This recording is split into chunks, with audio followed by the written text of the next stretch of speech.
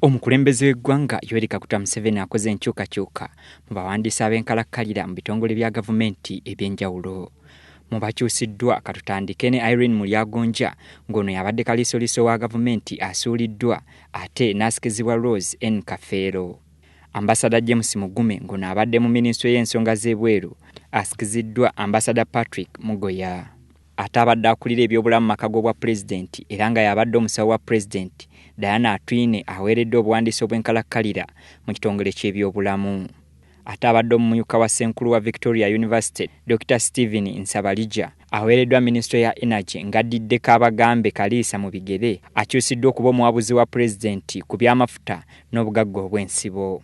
Ate yabadde omuwandiisi wa pulezidenti ow'ekyama Major Edith Nakalema akuziddwa n'aweebwa obwakiyambi bwa pulezidenti oba kiyite personal assistant.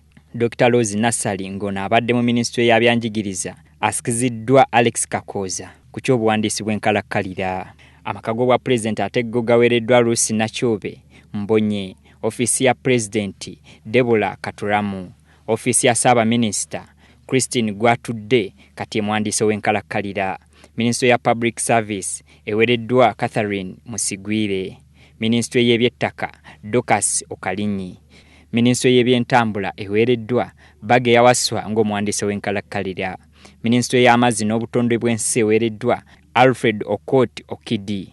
Minisitule y'ekikula ky'abantu Pius Bigirimana asigaddeyo ng'omuwandiisi w'enkalakkalira. Minisitule y'ebyobulambuzi eweereddwa Doreen Katusiime. Minisitule ya gavumenti ez'ebitundu Benjamin Kamumanye ye muwandiisi w'enkalakkalira kati. Minisitule y'ebyensimbi Keith Mwakanizi asigaddeyo ng'omuwandiisi w'enkalakkalira. Minisitule ya Science ne Technology eweereddwa David Obong. Minisitule ya ICT eno nayo eweereddwa Vincent Bajire. Ate bya Health Service Commission Topista Mary Wanene ye muwandiisi w'enkalakkalira. Ebyempisa oba kiyite ethics eno Alex Okero ye muwandiisi w'enkalakkalira. Solicitor General kati ye Francis Otoke.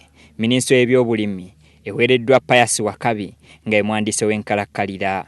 Public Service Commission nayo eweereddwa Geoffrey Mbabazi ng'omuwandiisi ow'enkalakkalira.